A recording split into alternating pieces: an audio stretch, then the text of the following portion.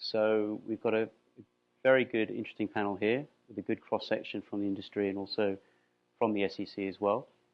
And so I think we should get down to it. And I suppose let's start by just sort of posing this question. Why do so many people seem to suggest, or basically come out and say, the market is rigged? And just maybe go down the panel and get just maybe one sort of from each person. Why do they think this is such a topical and such a hot button issue? And I suppose the backdrop here is we've got record stocks. We've nearly tripled in value in the S&P since the lows of '09. Yet trading volumes are now the lowest since December of 2006. There's no real, you sort of look back to the late 90s when we had that great bull run, and even in the 80s with the bull market, it's such a different atmosphere when you look at the stock market and the performance of stocks. And yet there's this undercurrent of disenchantment with the way the market works, of sort of fear of technology, even though it's in all our lives and benefits us in so many ways. So I just thought that might be a good way to sort of start things off and just go down the panel. So, Robert. Yeah, I guess my theory would be that you're dealing with a little bit of mystery today. I grew up in my first job coming out of school, coming out of Georgetown actually, was before the New York Stock Exchange, and it was a floor clerk. And back in the day, a floor clerk was pretty easy to understand, right? We took orders over the phone. There was what I used to call the bucket brigade, right? There was the client, the sales trader, the block trader, the floor clerk, the floor broker, the specialist clerk, and then everything went right back up through that chain. To reference Dan's comments earlier, we would argue it's a much more efficient market than it was back then. Certainly a lot less information leakage. I mean, that's all intuitive. What's not intuitive is how the market discovers price, how market data is disseminated, the black box, the propeller heads, the quantum physics that's going on in the marketplace every day, the arms race, if you will, that exists around latency. All those things are very mysterious to the average investor, the average retail investor, as they should be. So I think a lot of what we're dealing with here, and certainly Flash Boys is a provocative exercise in terms of exposing a lot of things that are going on, maybe not so accurately at times, but certainly exposing a lot of things that are going on. It creates this mistrust amongst the retail community, and let's face it, perception is 9/10 of the law. And I think what we're dealing with is a lot of perception issues. When you start to dig into the data, however, as Commissioner Gallagher once again referenced, and as the chairman referenced in her speech in June, it's not a bad market. The evolution, the natural evolution, the technology that's been applied to the business, and the disruption of that bucket brigade has actually added a lot of value back to institutional investors. And institutional investors are retail investors because mutual funds are held by, I guess the number that the ICI throws around is something like upwards of 70 million people in the country own a mutual fund. So that is the retail community. So I think it's really about holistic review is great. I think from the perspective of I think disrupting this narrative that's in the marketplace today. And so I think it's intuitive that the market's mysterious. It's dark. I hate to use that nomenclature. But it is dark, and it is a place where I think folks are having a really hard time understanding how it operates on a day-to-day. When they hit that button in Schwab and they buy 100 shares of XYZ, they get an immediate response. And I would argue, because I do it myself, I would say that is a quantum leap from what it used to be. But that having been said, they don't know anything that's going on in the background. There might as well be the Wizard of Oz, basically pulling a lever and giving them an execution back, because that's about as opaque as it is to them. So I think we have to be sensitive to that. I think we have to be intuitive, and I think a lot of the efforts that are afoot, whether or not they're going on within the industry or exchanges or the buy side, clearly the BlackRock letter that went out last night to the chairman is a very, very important one, and I think is reflective of some of the largest asset managers and their views in the country. And certainly the regulators have a big role to play here in terms of, I think, correcting some of these, as I said, misperceptions in the marketplace. So Tony, to the regulator. So I should start with the standard disclaimer, and I'll try to do it at the beginning as opposed to Dan, who did it at the end. I think that's, I think you hit it. It's a couple things. It's clearly complexity, that the markets are much more complex than they have been historically. While at the same time, I think investors have more oddly enough, have more transparency into just how complex it is, right? So I think they never quite understood it, 10 or 15 years ago, but they thought they did. Now they can see that the markets are, there's multiple venues and there's different types of traders and it's all very complex and they don't understand it, but they know they don't understand it perhaps more than historically they didn't realize that they didn't understand it. And so you get a level of suspicion that goes along with that. I also think, look, we can't ignore the fact that 2008 wasn't that far, wasn't that long ago, and it wasn't that far in people's history. So I think there's a bit of skepticism about the markets generally, about financial services generally, that adds to this idea, if I can't understand it, it can't possibly be fair for me.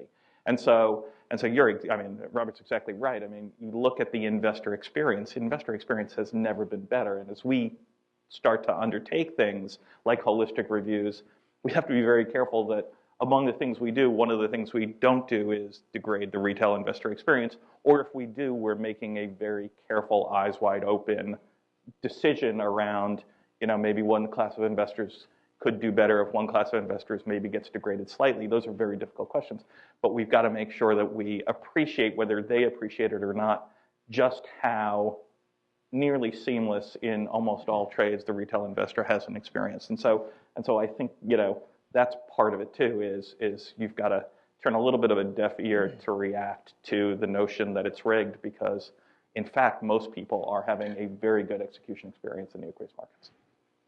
To add to that, I would say, why everybody has an opinion about the U.S. stock market is the product that we represent really is a public good.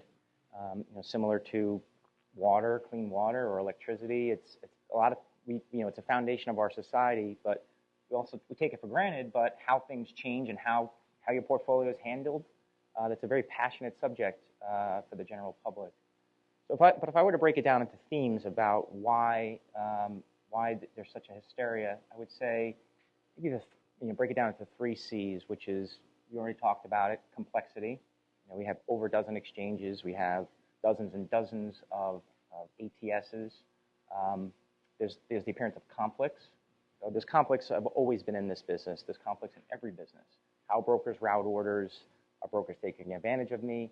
Are brokers protecting my pension fund? Am I as a retail investor? What's with these robots? Are they taking advantage of me? And then it really kind of comes down to confusion. You add all of that up, throw in a book by one of the most famous writers in the United States, and it has a lot of themes of attack of the robots, and it can create something, which is quite confusing. The other thing that I would say is, when we look forward towards the march towards progress. Now, obviously, there's been some embarrassing public meltdowns, whether it's Facebook or the flash crash. These are very big scars to the industry, but let's also not forget, how far we've come. And there's also this sort of cottage industry that sits outside, I would say, the sort of the day-to-day industry and the business that are always critiquing, and obviously with blogs and the proliferation of social media, it's very easy to spread your opinion, even if you're the tiniest of minority, and that's where we wind up. It's always hard to go last after these guys, but I'll just add a few things. I think they did a great job of summarizing the issues. Couple of things. Whenever you have massive transformation like we've had over the last 15, 20 years in the market, first of all, there is complexity, there's confusion, but there's also winners and losers. And from the intermediary standpoint, that's true. And so some intermediaries, I'm not saying they make up stuff, but I think they believe that careers were taken away from them. They believe genuinely that the market is not better, and that it's worse, and that things have changed for the worse. And even market participants outside of intermediaries, the people who own stocks, have really been underrepresented in this rally. If you look at it in terms of pension fund exposure or in terms of retail investors, it's pretty striking when I look at our strategists' work on that. So people, there's a little bit of sour grapes at times, or people, and then people looking for a boogeyman. Who's at fault? And it's easy to blame the robots. It's easy to blame nameless, faceless people. And the other thing I'd say is it's very frustrating for folks like this on the panel to see the way some people manipulate data these days or use data. There's a quote I saw last year that I really loved that, and I feel this is true. A lot of people are using data like a drunken man uses a lamppost for support rather than illumination. and I think we see that a lot in our marketplace right now. And for people who are data-driven and want to be, including the SEC, it's frustrating. And I'll just bring two simple examples up when we talk about some of these, even the figures you cited. Okay, we're at our lowest in volume since December 2006. Okay, well, really what happened is in 2008, 2009, we had tremendous volume spikes because of the crisis, because of the volatility. We were having 10 billion shared days. When you look at the volumes, really you have this big spike in the middle, and we're just back to where we were pre-crisis. Secondly, if you do it on, instead of just using simple volumes, you do it like the rest of the world does and do it on value traded, it doesn't actually look bad at all. So volume is a simple example there of where you can take data and say, oh my God, we're at the worst place since December 2006. And we track those, and we cite those figures as well. But we try to peel back the onion a little bit and look at it. And another one would be assets under management themselves. There's definitely been outflows from mutual funds. But let's look at the total market. Let's look at ETFs. There's been a transformation of the asset management industry in the way people invest. So when we would see the figures that people would say, well, since the flash crash, X hundred billion have left the market. We'd say, okay, well, let's add ETFs, even just equity ETFs to the equation, and you'll see that, oh no, actually money has been added to the market. So I think data can be manipulated, and I think that makes it easier in the era of blogs and websites and people who can write, famous people who can write books, and they can take data, and frankly, not only take data, in the book, there were several places where he just added zeros to make the problem seem more bigger than it was. It's not that he didn't identify some real problems. Most of it was stuff that we already knew about in the industry, and a lot of it was really hyperbole. So. Great, thanks, Joe. So Commissioner Gallagher talked about a holistic review, which is something that a lot of people in the industry have been calling for a number of years. It looks like it's now about to get going. What is the one thing, I suppose everyone's calling for a holistic review, but eventually the more likely outcome is that not everyone's going to be happy with whatever comes out of this process, and that everyone has different agendas. The market itself is driven with conflicts of interest and self-interest. But what would be the one thing that would be an absolute game changer for the equity market via a holistic review? What could the SEC do? And maybe I'm going to listen to the answers on this one. I'm not going to. But what is the industry looking for here? I don't know if there's one thing. I think there's a methodology, I think, or an approach, I think. And I think the good news is, and I'm not saying because Steve's here on the panel, the commission, we're in a great spot with the commission right now, between the chairman and the two Georgetown alums, Mike Pior and Dan Gallagher. And so we've got a group, I think, that could have easily reacted to Flash Boys, but didn't. And I think that the methodology or the approach that I suspect they are thinking about, and I don't know for sure, certainly, but I would, given the tea leaves that we've seen so far, is an empirical approach, a data-driven approach, experimentation around trade at and, for instance, increment size in small micro-cap stocks. That's all good. I mean, I have probably some preconceptions, like everyone else on the panel, about what's going to happen, right? What those things are going to lead to. But the fact of the matter is, to experiment with probably less than 2% of average daily notional volume in the equity market, and then to come back and review that and analyze it and apply the lessons learned, that's all good. So I think that this is a commission that is very focused on the notion of do no harm. Right? So there's some very good things going on. Let's make sure that as part of an holistic review, we do no harm. I think Dan obviously has three things that he's focused on, but I think in terms of thematically, the things that are, I think, most important to industry participants is that we do not basically regulate through anecdote. If you read Flash Boys, you could easily react and regulate through anecdote. Well, we got to stop that, right? Well, why? And what problem are you trying to address? So I think those are the things. When I think about the holistic review and the way forward, and the market participation, buy side, sell side, pension funds, all the constituents that I'm sure that will be gathered around that table with the regulators. I think that's really the fundamental principle that needs to be applied. So I guess I would add, as far as the holistic review, it's hard to picture exactly where we're going to start. I mean, Commissioner Gallagher himself said, well, that's really up to Chair White on where we begin. But you're starting to see us, we call it pick around the edges, but the tick pilot's one great example. But the major themes in the industry are all being, I think, attacked one by one. Another example is transparency, and we talk about the regulators potentially being outgunned and not having the data that they need to keep up with the advanced pace of technology.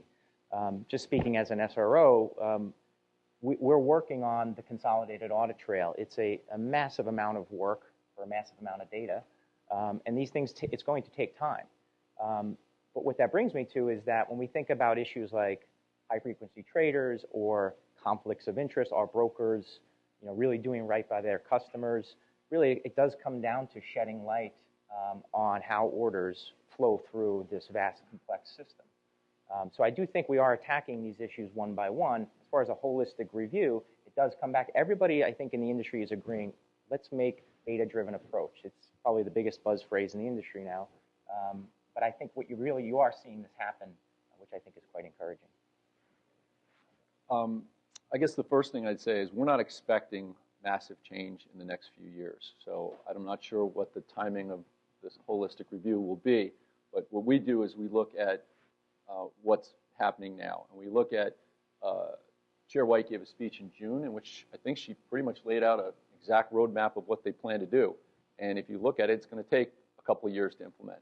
The rest of it, not trying to be critical, because I think the market structure overall is good. So first and foremost, we don't want to do harm. So the big issues, the can was kicked down the road. We need to study them. That's the proper thing.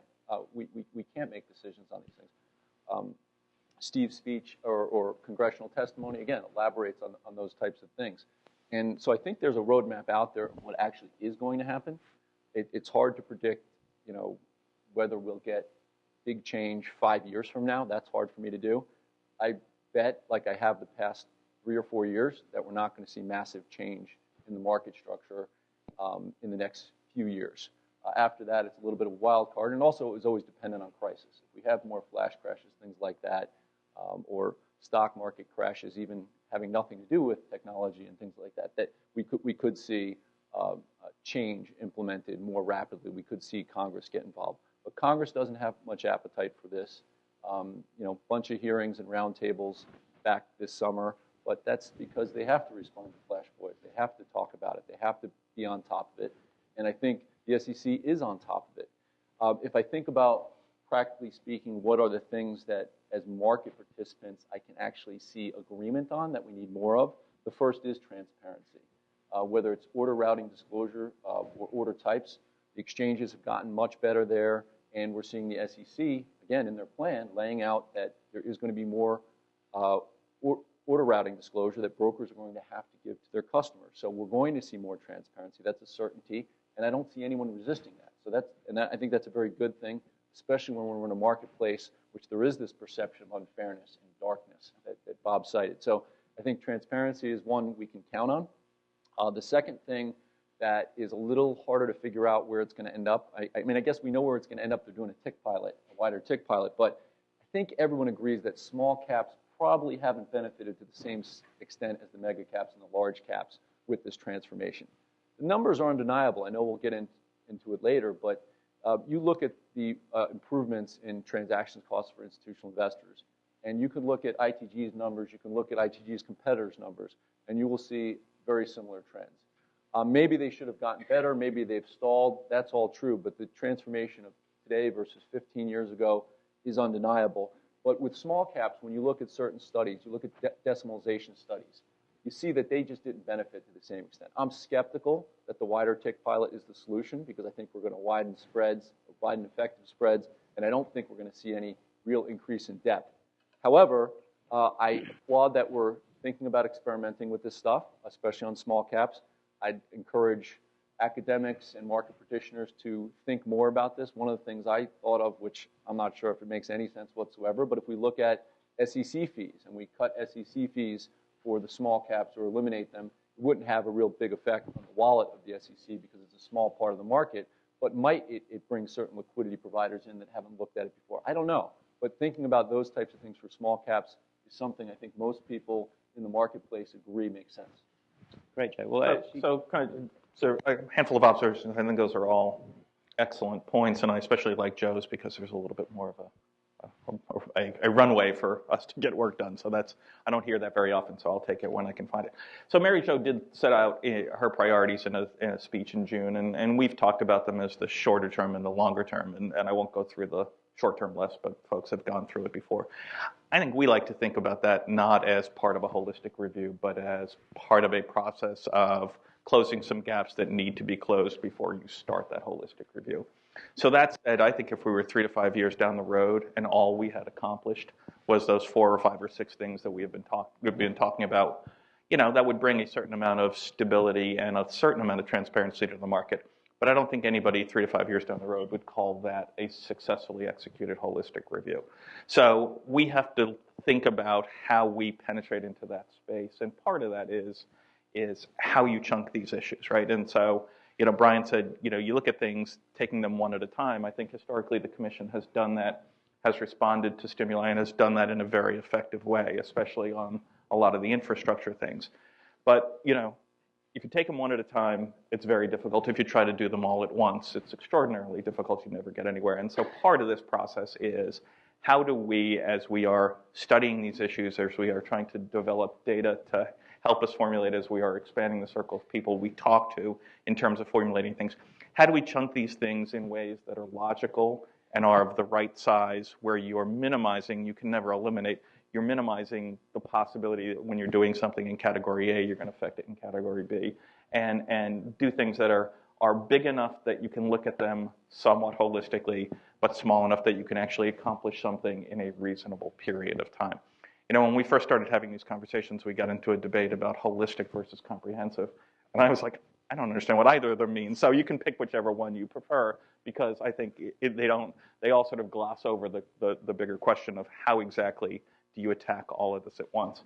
And the last thing I would say, and I'm surprised Bryan didn't jump in here, is, so we're going to pursue the tick pilot, and we've talked about pilots in other areas. We also appreciate, and I think folks have to appreciate, there is a finite capacity for experimentation. Anytime you do one of these things, it's adding even more complexity, with complexity being something we're trying to solve. And so you have to play those levers very carefully. You can't, everybody thinks a maker-taker pilot is a good idea, or sub-penny quoting pilot is a good idea, or the tick size pilot is a good idea. Probably they are all good ideas, but you need to pick those levers very carefully. Let me just respond to that. Where I guess this is an open question for the group is, when we think about something holistic or comprehensive, whatever you want to say, how do we make sure that if we were to do something that we don't do what everybody's complaining about the unintended consequences of an NMS, which was a watershed moment for the industry. If we do sort of everything in one fell swoop, but whereas if you do things one at a time, granted the trade-offs are it can take forever to get through, but you have one variable at a time that you're measuring its impact along the way, which I find encouraging. But if you do something that's just holistic and you're making all these changes at once, how do we know that the world tomorrow is better than today? Right, exactly. That's why we're still here. Right, I don't think you do. So that's the art of subsets that you can look at in relation to each other, understanding that that's never going to be perfect, but you do the best you can. And I think, to the SEC's credit, Greg Berman and his team, and the way they're designing studies, the way they're, it's complicated with the tick pilot. A lot of people wanted to throw in the kitchen sink, but I think they're doing the best. They are data driven.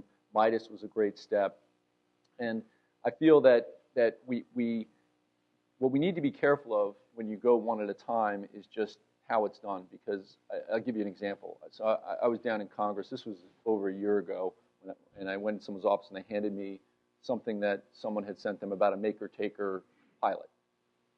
It was very simplistic. Okay, what didn't have the academic rigor that you would want, first of all. And the other problem was they were very interested in getting rid of maker-taker, but their second biggest problem, which I had known because I knew who made this proposal, had been off-exchange trading. That was too high. But their maker-taker pilot was only applying to the exchanges.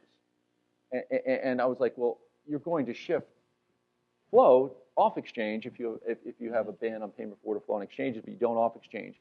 And getting that whole thing through banning payment for order flow is going to be a real challenge. So it was a bit of an unrealistic proposal. So sometimes I think what it is that people, yes, you're right, that we don't want to get bogged down in this comprehensive, holistic thing that just means nothing gets done. That's Right. what a lot of people feel it means. But on the other hand, if we just choose one thing, you of all people know, we tweak one thing and something else happens somewhere else. So it does take a lot of thought when we pick one of those things to make sure we design it to study the right way, make sure we think as best we can about the consequences. And of course, we never know if we'll get it right, which is the reason I think a lot of us say, well, let's not do too much because it is working pretty well overall, if you look at the numbers. Yeah, and I think that is always our first thought, which is what are the benefits to the marketplace now, and by making these changes, are we putting any of those benefits at risk? And you need to be very careful, and especially on issues like liquidity and spreads. Right. So why don't we just discuss in a little bit more detail then the proposed pilot program here for small caps? Because one of the concerns I've heard from people is that wider spreads will hurt retail investors. That effectively, it's just introducing, the pilot will introduce a strong structural reason not to trade small caps, and that you're not going to see, it's basically not fair to those companies that get selected in that bucket. Just wondering what the panel thinks of those kind of critiques. Well, it's basically an anecdote on that topic. Our chairman was hired by the New York Stock Exchange to do and she's, I think, one of the best market microstructure experts on ticks and probably on the planet.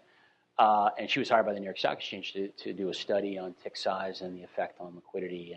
And luckily for her, she didn't give up editorial control because her study found that it actually was not going to have a profound impact on liquidity by widening the tick size. And it really is a macro issue. I mean, we've been talking a lot about, for instance, issues like the equity investor and all. There's a lot of demographic and macro issues at work here too, not just market. We tend to get very focused on market microstructure. But these are macro issues. What's the risk premium, around? What's the risky rate in the capital structure of a small cap firm? So there's a lot of things at work that have nothing to do with market microstructure. That having been said, there's enough energy and there's enough perception and there's the Jobs Act. There's a lot of things going on around this issue or this topic that I think require it to be a focus of experimentation and attribution and being able to go back and say, she's either wrong or right? And we'll look at that. And I think that the SEC has positioned us, positioned the industry and participants and companies to potentially affect that change if it makes sense. It may not, but we're about to find out. Let me make one statement about that academic work. Interestingly, as you said, as you implied, Bob, that I think the New York Stock Exchange position, they've been in favor of the pilot overall, at least the materials I've read. So what her study showed the opposite. Yeah.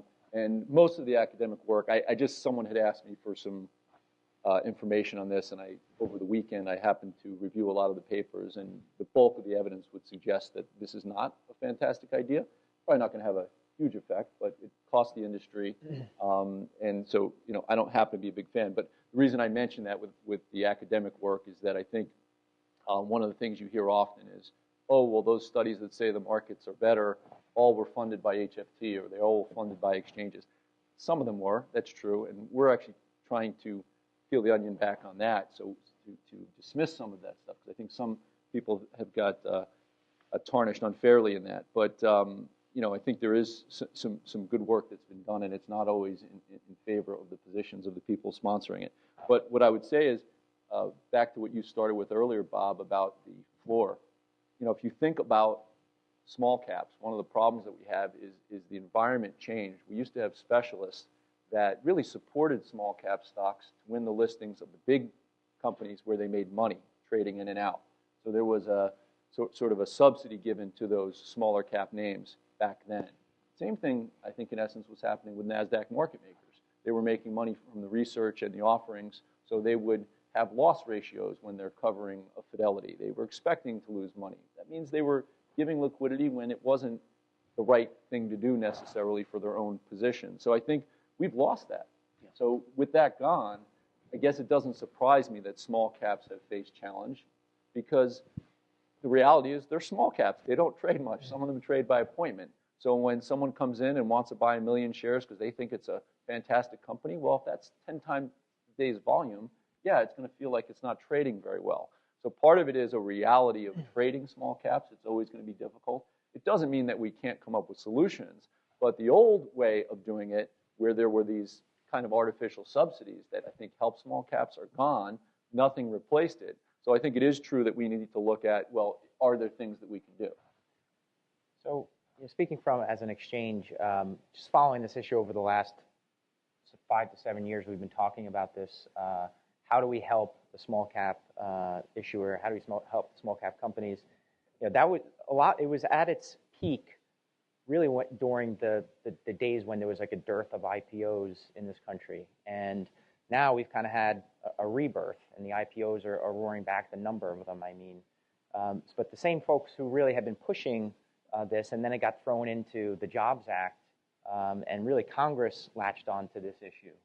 So but it's funny because as an exchange, and I think maybe you guys would agree, is most people in the industry don't really believe it's going to do that much. But I guess it sort of got pushed down and it took on a life of its own, and here we are, talking about implementation. Now, let's not really dismiss all of its potential benefits, but I think really what it's kind of evolving into is not necessarily how do we help the small cap companies, but it's now almost a lit versus dark pilot. So if you kind of follow the complexities of the tick pilot as proposed, there's going to be certain groups of securities. Some everybody's predicting are going to be shifting off exchange. Some are because there's going to be a strict trade at application in these securities, pretty much going to come all on exchange. So it's going to be a very interesting thing to look at.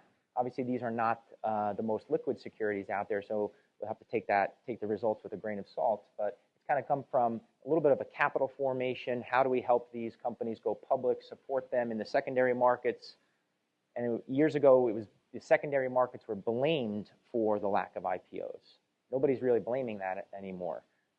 So that's where we are today. And Mike, I don't know if anyone on the panel has the stats on this. I saw Dave Cummings put out some stats, and he said that each of the 3 buckets only represents 1% of the market cap in the U.S. I mean, so if that's the case, what we're talking about here is affecting 3% of the market cap in the United States. So when we think about, again, it's the big topic, and we're talking about it a lot, but this is certainly not transformational change in and of itself, because it's change that's going to be required of exchanges and brokers to operate systems, yes, and there may be data that comes out of it that tells us something either about tick size or about dark trading, but again, we're looking at, I mean, my guess is we're looking at closer to the first half of 2015 before it's implemented, and then we're looking at a year-long pilot. So all we're talking about is in a year and a half's time, we're going, or so, we're going to have some data that we can look at, but it's only affecting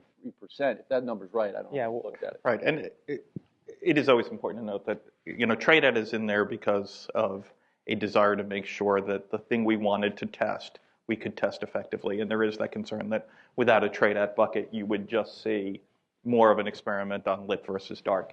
That doesn't in any way represent a lean by the staff or the commission on view of trade at more generally, in part because that's not what the purpose of this pilot was, but also were you to study it, you wouldn't study it down at the bottom end of the market in terms of liquidity.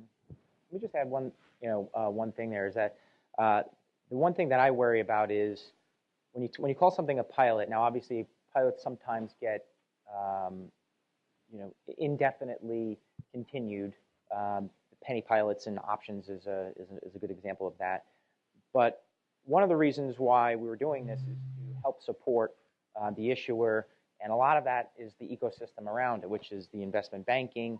Whatever happened to the regional investment banks from the late 90s, and they started once decimalization was implemented, and then obviously The computer age started to take hold. A lot of those smaller boutique banks started to die off.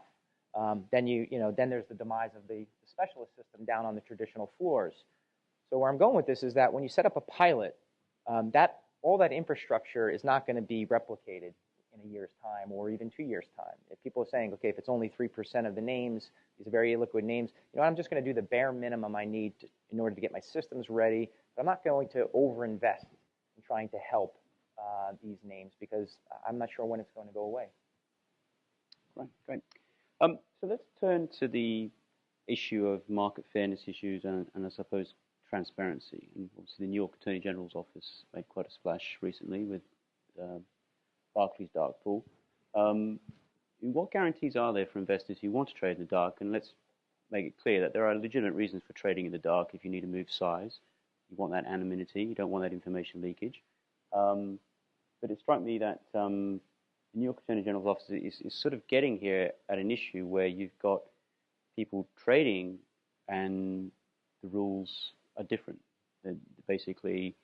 And that struck me as a key point here, that trading in any market is based on a certain degree of trust. And so how important is the trust issue here when it comes to trading in the dark? It's huge, and that's really what's at issue here is the truthfulness of what Barclays was doing. I mean, it's still allegations at this point, but one of their defenses is that no one was harmed, meaning that the execution quality was no worse or perhaps better than what people experienced elsewhere. And I found that interesting for a couple of reasons. The first is our own desk used Barclays just like everyone did, and the TCA was good on Barclays. We shut it off just like everyone else did, and I actually commend Bob and his firm. They shut it off just like everyone else did, but then I don't know, I didn't see the full thing, but I believe you put it back on because you said the quality's there, and you probably thought to yourself, if anyone's going to be honest right now, it's going to be Barclays with everyone crawling all over them. But I think a lot of people right now are reluctant to turn Barclays back on. They did the normal penalty box thing. Oh, we feel lied to. Okay, so they're in the penalty box, and they want to figure out what's going on. But now, as the dust has settled a little bit, it's interesting. We do market structure roundtables with the buy side, and we did one in Boston 3 weeks ago, and last week I was in San Francisco and LA. So we probably met with 3 dozen buy side traders, and several of them specifically mentioned that their transaction cost analysis for Barclays was very strong, and no one else raised their hand and said, well, mine stunk, and I was by using them I got hurt. That's very interesting because what it's suggesting, at least, is that it's not so much about the end result, like we were talking up here earlier, that hey, results are better than they ever have been for retail and for institutional. But if the complexity is there and the fear that you're getting ripped off, and maybe there's actual dishonesty happening, well, then we have a real problem. So I think that when I think about disclosure, we've been harping on this for years about order routing disclosure. We've seen tremendous progress there. We have exchanges with much more information about their order types out there. We have ATSs with voluntarily disclosed Form ATSs. But that needs to go further. And we have MIDAS at the SEC. We have lots of positive. We have FINRA revealing the dark pool data on an individual security basis. All these are positive steps. But they're just the beginning because Form ATS is something that is written by lawyers for lawyers. It's not all that useful at this point. So the SEC, in Chair White's speech, she talked about beefing up that disclosure, really standardizing it. She clearly spent time, and it's a real thing I know the SEC is working on intensely at this point, is a standard form of order routing disclosure that brokers must provide to their customers. So we're going to see, and FINRA is talking about adding the wholesaler data to their disclosures that they're doing now, and they're also talking about maybe order book disclosure of some sort for ATSs. I'm not sure what form that's going to take. That could be problematic, but the point is everyone's working on that aspect, and I think that's crucial because even in situations where we can show that the market is better, or in this instance that maybe Barclays executions were just as good as, if not better than anyone else's, people are still up in arms for good reason because they don't feel they're being told the truth, and that's always been a problem with Wall Street. So I think that's definitely one of the key items we have to focus on as an industry. Well, Yeah, sorry. it's not Sorry just for that rant. it's not just trust, right? It's comprehension, and Joe's absolutely right. There needs to be greater operational transparency around ATSs, and investors should know how. So institutional investors should know how their executing brokers are routing their orders. But then, when they get that level of information about where their orders go, they should understand what that means, right? So if it's going to dark pool A or dark pool B, they should be able to have the information that allows them to decide: is that someplace where I'm happy with the trade-off of execution opportunity versus the possibility of leakage, or am I unhappy? And have that conversation and conform those routing decisions accordingly. So a level of transparency, sort of a 606 for institutions, that's not dissimilar to what exists, or hopefully somewhat different than exists for retail orders, as well as a level of understanding of what the different venues are and how they work, I think will enable a lot of productive conversations. I would also say at this point, I'm confident I know less about the facts of Barclays than anybody at this table, and just want to make sure that that's clear. Yeah, I think this is one of the areas where I think the transparency area, I think, is where the narrative in Flash Boys gets disrupted a little bit in terms of the facts. As a firm, we've been providing venue analysis back to institutions, our institutional clients, globally since 2010. So when you have a question about, how does XYZ ATS perform, how does it reversion, I think is kind of a fairly rudimentary measurement of toxicity. And by reversion, I mean, in little buckets of windows, how does you're a buyer of stock, how are you moving that stock, and how does it revert back when you disappear with your buy order? That's in a rudimentary kind of way. That's the way people describe sometimes toxicity. So, all of those categories that you would think folks cared about, we've been providing back to 2010. In our own algos, in our own smart router, we've been providing that real time through a product called Prism. We introduced it, actually, fortuitous for us, in mid-2013. And really, it's a piece of software that when you enter our algo suite globally, you have the ability to see where we're placing orders, where we're routing orders, real time. And so you can say to us, well, why are you layering the offer in bats? Are you trying to basically collect a rebate? No, we're not trying to collect a rebate. That's part of the algo strategy. That's part of what the smart router does, and let us explain to you why. So it's been a great tool in terms of communication, transparency, disclosure, all of those things. So those tools, I mean, there are a lot of our clients, as I know the guys on this panel are very aware, a lot of our clients are storing petabytes of data in terms of liquidity, venues, and analysis. They're not sitting there in the dark and being walked off a plank by the sell side into shark-infested HFT waters. They're looking at this stuff every day. It's the free market force that exists out there. These guys are fiduciaries. They're not living in a mushroom cellar. And the right? 2010 date that you cited is an important one, because I think it really, after the pipeline incident, I think brokers were reluctant to give certain information. They didn't want to give up their special sauce of their algorithms where they were routing. There was a lot of times when people sought information that they'd get, oh, we can't disclose that because we have an NDA with someone, that type of thing. After pipeline blew up, I would say brokers have gotten very, very strong in front. And the same thing with exchanges. When people started claiming that there was leakage from certain order types and things, at that point, exchanges and the brokerage community, respectively, and with those two incidents, really stepped up their game. And I think there's a bit of unfair, throwing of stones on some of this stuff, because it's very complex as part of the problem. So to describe the way an order, we did a report on order types that was 56 pages, and it took our guy who wrote it 4 months to research all. I'm sure he was talking to you, Bryan, and everyone else, and it's a lot of work to understand it. So part of it is the complexity, and it's not necessarily people hiding the information. Sometimes it's just hard to understand because of the way it all interacts.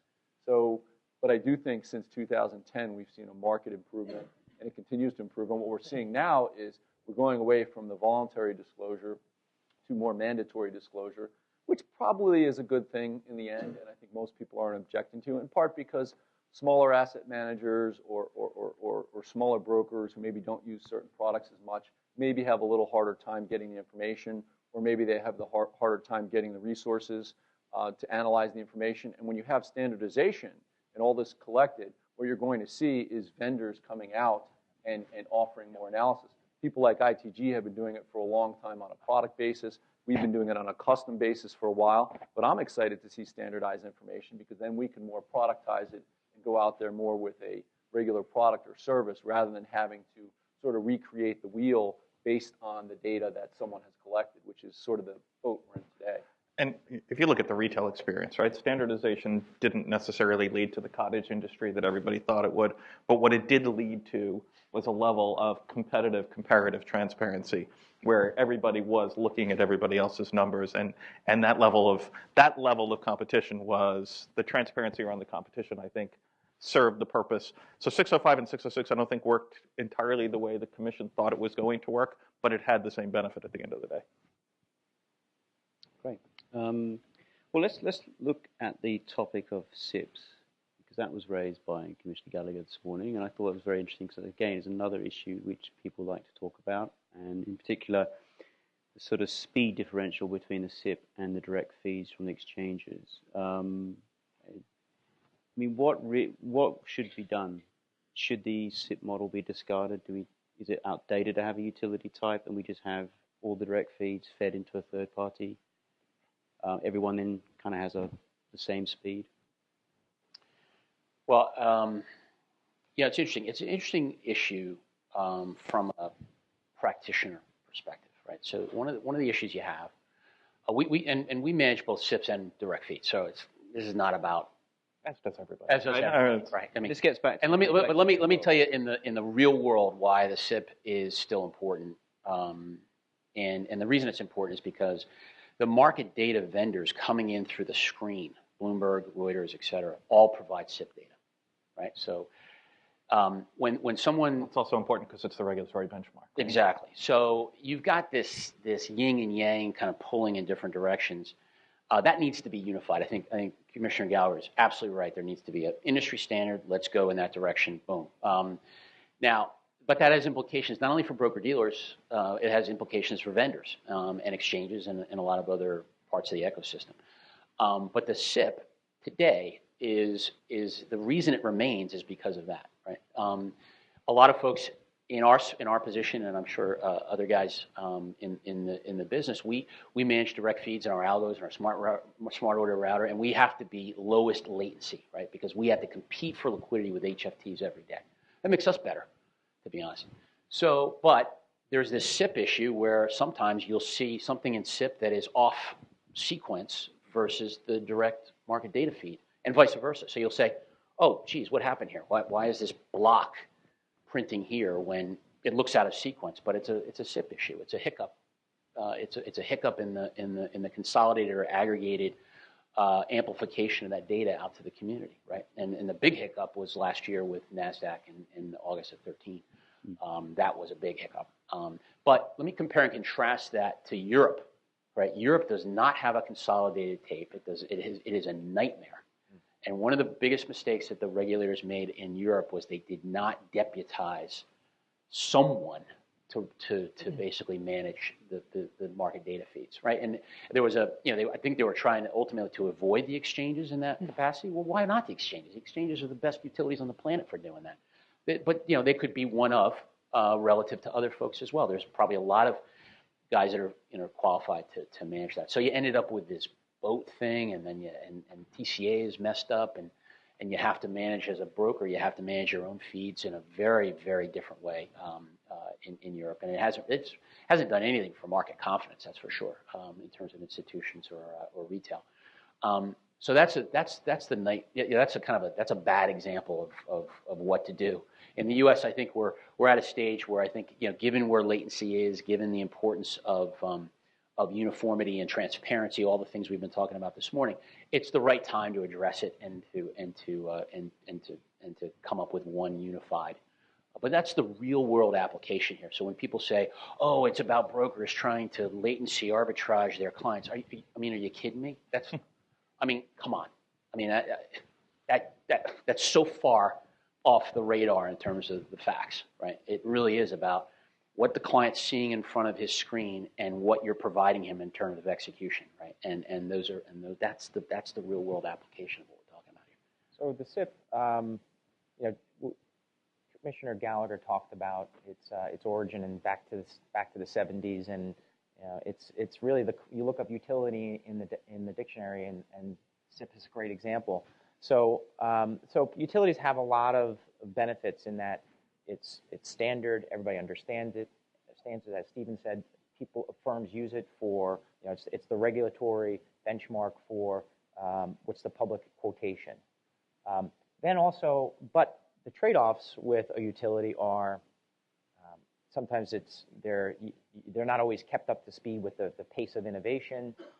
Anytime you have to collaborate, so all the exchanges publish their quotes, and we have this committee that governs the SIP. And obviously, the exchanges don't always agree on everything, and you have two exchanges in particular that operate the SIP, but they also have a business that's very, very competitive. So there's all kinds of issues there that really what the SIP is today is much different than what its intention was back in the 70s. Utilities can also be prone to be expensive. If you're not, what is great about private forces and bringing out competing products is that, speaking from BATS, we like to be disruptive, and we'll throw out a price that we think can set a new price. I don't mean the actual stock price, but a price for a product. So if we want to roll out a new data feed, and we might want to make it really, really cheap in the industry, let's let market forces drive the appetite for that. But with that said, the SIP is 100% important, and the longer really the lack of investment in the SIP, the longer that kind of took place, and as private innovation has really accelerated, then that gap gets wider and wider, which we as an industry, it is time to address that. And then obviously there's the single point of failure issue. What's great about technology and what's great about today's market structure is that we back each other up. If BATS would have a failure, or NASDAQ were to have a failure, we back each other up. We can trade each other's securities. The SIP goes down, as happened last year. Really, the market everybody was, first of all, confused, and some firms stopped trading, others kept trading, but that lack of a benchmark and not having a backup to that benchmark really hurt the market that day. I think the robustness point is a great one, and it needs to be a low-cost utility. It needs to be, but at the end of the day, we need, as you suggested, Bob, in terms of the problem with Europe. Europe complains there's no consolidated tape. We don't know. We can't do proper TCA. The regulators need a benchmark. People to evaluate their trades need a benchmark. So as long as the speed is close enough to what someone could do commercially, putting all the different feeds together, as long as it's robust, as long as it's not too expensive, I think it makes sense to have it as a utility, me personally. And I think one of the things that's lost when people think about the SIP is they don't quite understand how it works. The reason the SIP is slower than the feeds is because it's consolidating 11 different feeds. So it's doing an extra step, if you will. Mm-hmm. By the way, every HFT or every algo provider does the same thing. They consolidate those when they don't use the SIP. The fact is, yes, there are going to be people faster than the technology provider you choose at a point in time. People are going to get faster. I don't see how you avoid that. I don't see how you avoid it with multiple SIPs. The guy who his livelihood is dependent more on speed than another guy is going to make sure he hires the best scientists, the fastest servers, buys FPGAs, does everything on the coding right to be faster. You can't eliminate that. So it's not a question to me of, you can pick a point in time, say it's unfair that certain people start fast, but I don't know how you actually do that, make people start at the same place, because people are going to spend time and resources, whether it's the SIP or some other element of the market structure. So I don't worry too much about it. I worry about the robustness, because I don't want to have prices not be available and people think the market's broken. I worry about that the speed is close enough, because if some people are using it for dark pools and ATSs, if there's too great a disparity, it leads to latency arbitrage and things like that. But at the end of the day, there's a reason it's a utility, just like we have phone systems and the internet. We have these debates in those industries as well about opening these things up. And how competitors can use them. But I think if we have robustness, we have decent speed, and we should improve it, and it's not too expensive, it's a good thing to have. So, yeah, and a couple of things. One of which is the robustness point is where you should start this conversation. And I think, again, Bryan can speak to this, but the SROs have done a ton of work in the last year since the NASDAQ SIP issue to help in that, including creating, hot warm backups, so whatever. Were there to be, one would hope that a SIP outage is much less likely now than it was a year ago, but the impact of a SIP outage is much less dramatic than it was a year ago. But I also, I agree. It's part of it is there a fundamental fairness question about receipt of information? And part of that is you're never going to be able to get to a perfect tie. But at the same time, I think in terms of a fundamental decision whether you're going to ingest the SIP or spend the money to ingest the direct feed, there should be a level of transparency around that about the differences in the speed. And there should also be a requirement on the providers of the direct feed or also the providers of data to the SIP to make sure they're doing everything they possibly can to make the SIP as competitive an alternative as possible. Great, thanks, Stephen. So let's turn to it seems to me that we've got this very much steady as she goes type approach to looking at Reg NMS, the consequences, pilot programs underway. But equities don't exist in their own pool. There's very actively traded ETFs, and then you have a very actively traded futures and options markets. And you have these pools of liquidity that are interacting and affecting each other, and yet we hear a lot of talk about robustness and trust. Just wondering, if you're going to look at a holistic review and look at the equity market, you need to really look at everything.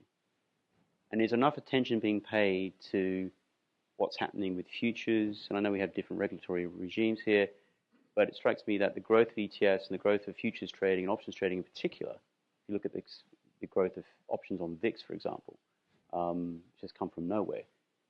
How is that being addressed and played out and thought about when we've got this very already complex equity market structure to begin with? Yeah, look, I think that is a challenge, and Dan continues to give me a hard time that I only have 3/4 of a person working on the corporate fixed income market, but he's a very, very good 3/4 of a person. I think that's important to point out. But ETFs is a market that is also growing and has a retail component and has a sales practice component and a variety of other things. And there are some issues that are specific to ETFs there are some ETF issues that very much are alongside the issues we're worrying about in the equity market space. But then there are a whole separate set of issues around ETFs that are fundamentally different from some of the core equity market issues that are considered part of the quote-unquote holistic review. So it is back to the question of, if you do things in isolation, you create unintended consequences. If you try to do everything at once, you never get done. And so that works for options and ETFs. The futures overlay is real, and there's nothing we can do about that because that's just a separate regulator. But we're constantly having that debate about how do we chunk these issues as we analyze them? How do we make it not so small that we're obviously missing real interconnections, and how do we not make it so big that we never get done? And it's a constant debate. I want to take a step back from your question in terms of the interaction of these instruments and just talk about the sort of markets in general.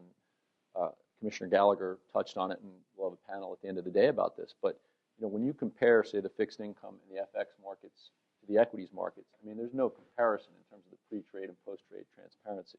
So, and the same HFTs and dealers play in both markets. They just make a lot more money in those other markets, and frankly, I think rip people off a lot more. I'm not saying there's not things that are happening in equities or options that don't need to be corrected. They do. However, the results, and I think you're about to see some of it. I mean, we just saw the FX thing seems like it's bubbling up, and we've got OCC and the Fed looking like they're going to settle some investigations with the banks on the CME, and we'll hear from them later.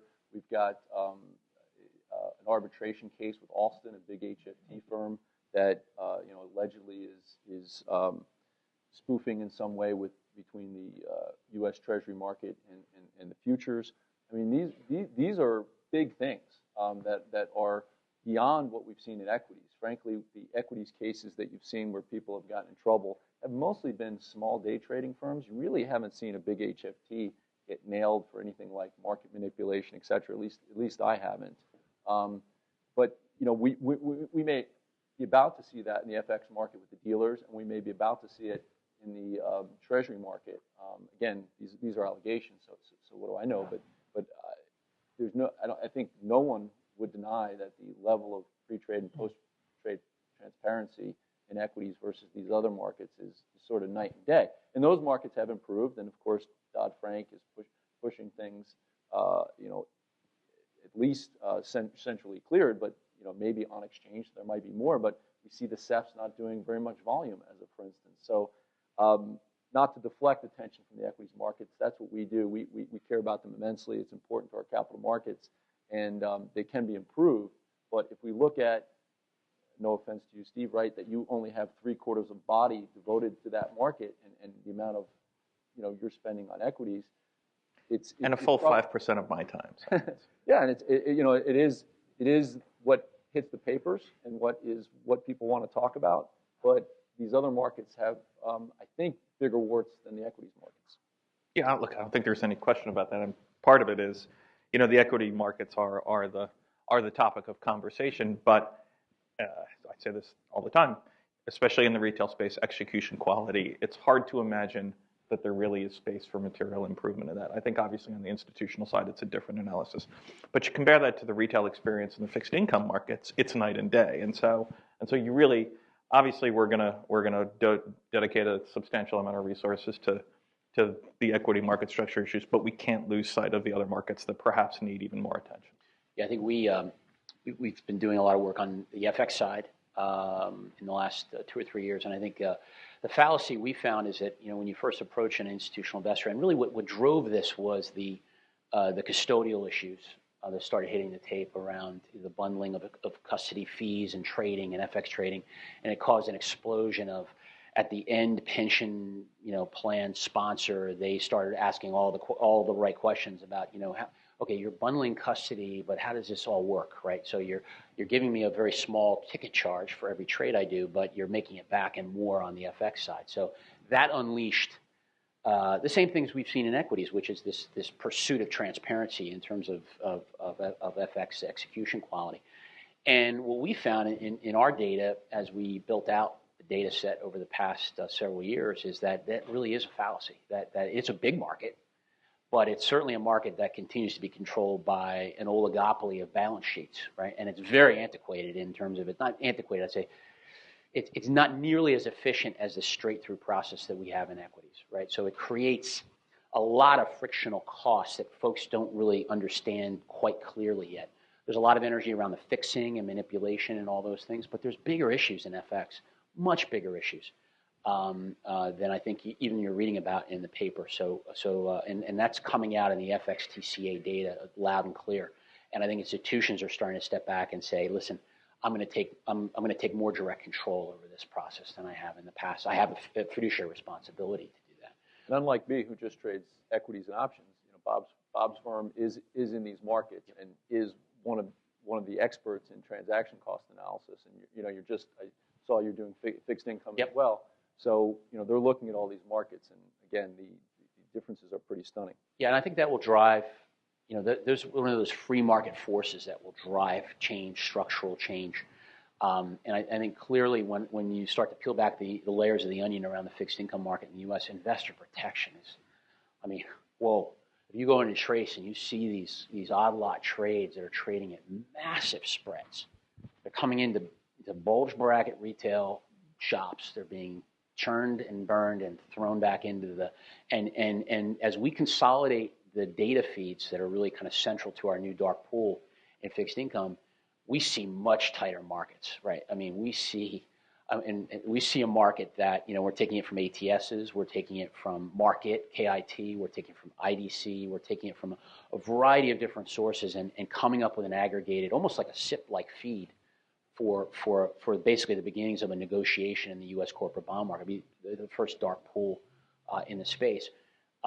And we spent 2 years building that aggregated price, that quote. And when we compare it against these Trace trades that are happening, big spreads around the bid offer that we see, you say to yourself, wow, this is a market that is ripe. And as the chairman, I think, correctly pointed out a few months ago, this is a market that is ripe for change, and certainly probably a little bit more oversight. Yeah, no, I think that's absolutely right. And I know Dan quickly referenced what MSRB and FINRA are proposing in terms of a level of transparency around matched pair trades in a day. I mean, to me, it's just a tiny baby step, but you do still see so many incidents of the dealer in and out in a single day with a substantial spread between those two prints. Look, all of which is already available on Trace and Emma, and to a certain extent, right. You could just tell customers, well, it's out there and it's free and it's public. You should figure it out yourself. But that's clearly information that one's broker should be pushing to their customer. And having to push it and having to defend it, I think, has a nice conforming effect on some of the prices in those trades. And so, yeah, I think what you'll hear from some asset managers, PIMCO and BlackRock, later in the day. And I think what you'll hear from them, and I think the other kind of free market force here in fixed income is that the liquidity in the corporate bond market, and we all see the train, it's coming. It's just a matter of how far away it is. We can hear the whistle. There's going to be a correction in the corporate debt market. It's just, when is it going to happen? And for them, this issue is a strategic issue, because what it really speaks to is the capacity they have to invest in the U.S. will be constrained by Dodd-Frank and Volcker and Basel III, all the things that Commissioner Gallagher talked about. This is a big issue for the what I would call it's a big issue for their ability to continue to invest in these markets on behalf of retail and institutional investors. So, there's not a bigger topic for them today, I think, at least, and you've seen it. They've been very declarative. They put out a lot of thought pieces, white papers, and they're very, very concerned about the future of the secondary markets. I suppose the other big issue too, though, is that every company has its one equity price. But particularly corporate treasurers, love to issue bonds whenever they feel there's an opportunity to issue bonds.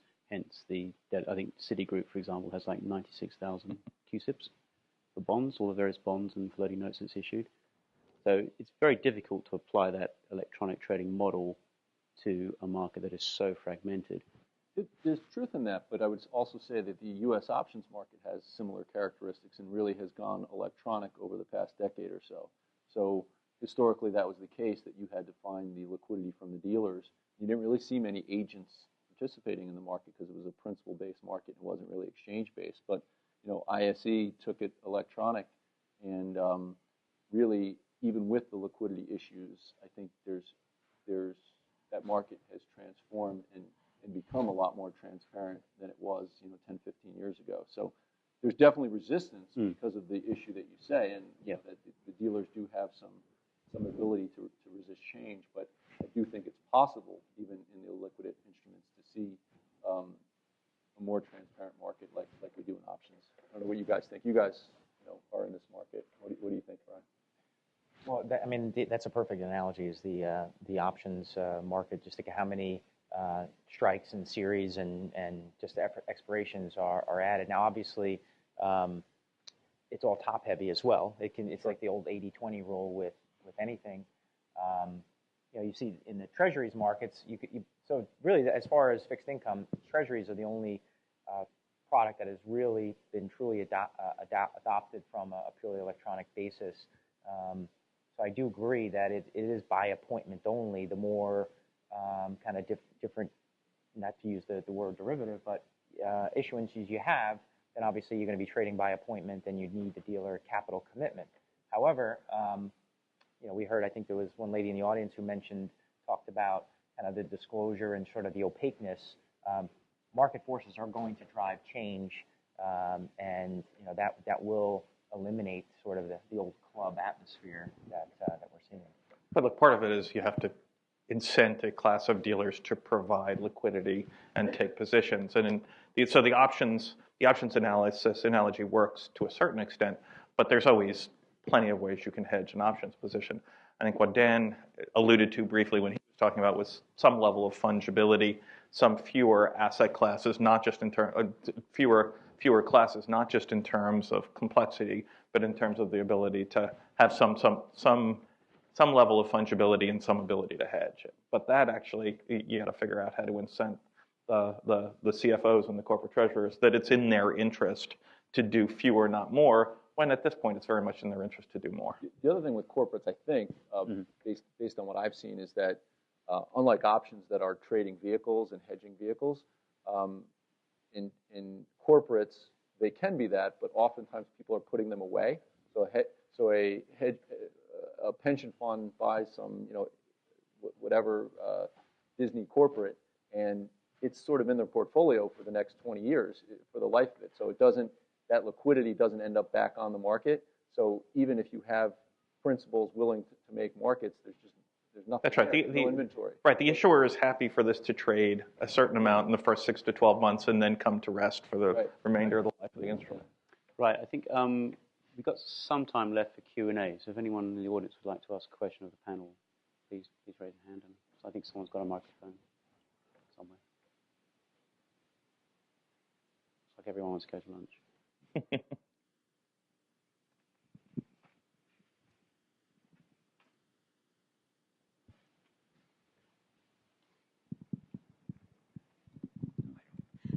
Bob, I had a question for you. So tell us a little bit more about the bond dark pool that ITG has started. Yeah, so we disclosed that a couple weeks ago that we've made a revision to our ATS that to trade fixed income U.S. corporates at high yield, investment grade and high yield, and it's now in the public domain. So I think we're the first bond ATS to put out our filing in the public domain, which is good.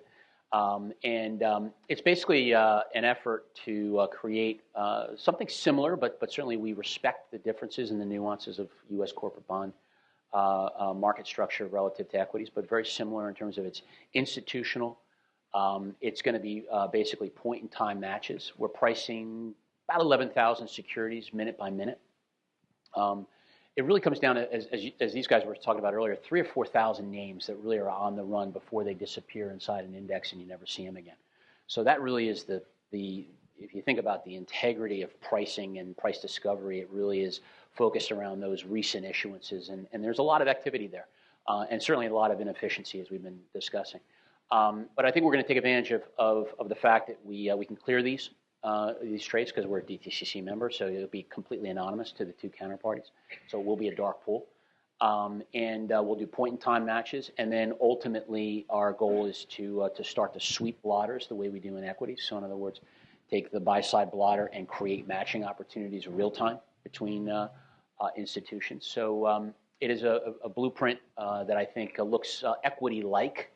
But certainly the biggest challenge, and the reason there are a lot of folks very credible folks who've stood up in the marketplace and said a dark pool will never work in U.S. corporate fixed income, and that's a great challenge for us. We'll go after that any day of the week. And so, yeah, we understand that, but we have invested quite a bit in creating, as I described earlier, that SIP, which really will create, I think, the first of its kind in terms of the ability for two institutions to come together and start to negotiate a price that has some integrity relative to other participants in the marketplace. So give them a little bit more confidence to act. Traditionally, the buy side have been what I would describe as price takers as opposed to price makers. This will put them in a different driver's seat than they've been in before. You hope. I hope. I hope. But there's going to be a lot of evangelization and a lot of challenge and a lot of hand-wringing and people saying never be done. Is there a movement afoot to add the ATS execution venue to the consolidated tape? And what's the status of that? And do you... You mean as a named entity as opposed to the rolled up volume reporting? I don't. Well, the venue right now is the TRF, right, the TRF. To which that ATS reports.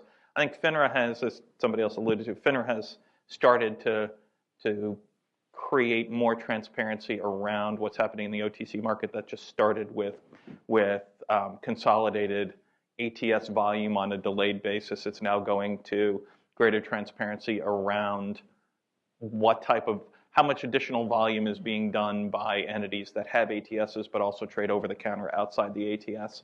I think at some point, as we've pushed for greater transparency of the operations of ATSs, that is a reasonable thing. I think there's probably some technological complexity that goes with that. If you've gone from having a SIP that is basically collecting 12 venues to 50 venues, that's not something you can do overnight, and so you have to decide there's a real value to understanding that it's this ATS versus that ATS. It seems to me that until people can actually understand the difference of what happens inside of ATSs, that's information that's interesting but not terribly useful. So this first step is greater operational transparency around ATSs, and then maybe greater transparency on the tape of what ATS the trade was actually done in when it was done over the counter.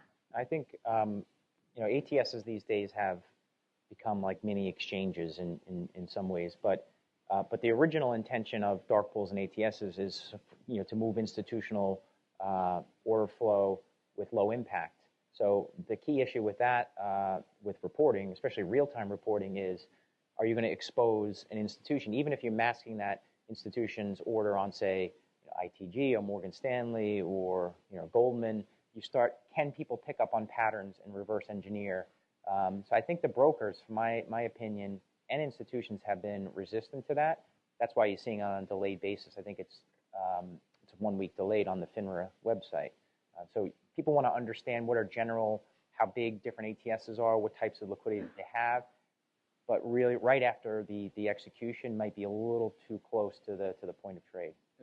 Just to echo what Bryan's saying, we don't really hear any demand either from the sell side who operates these, who doesn't necessarily want to put that information out there real time, nor from the buy side. So I don't see any great, we see demand for Steve was saying, for the information that can help with order routing, because you could do ex post analysis and determine that you're getting good fills here, you're not getting good fills there. But outside of that, it seems like that issue kind of died. Yeah, although I think, the absence of buy-side demand could change when there is less opacity about what's happening in the over-the-counter market.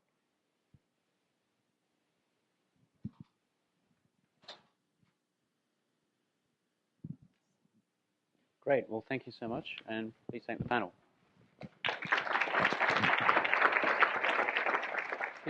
You too.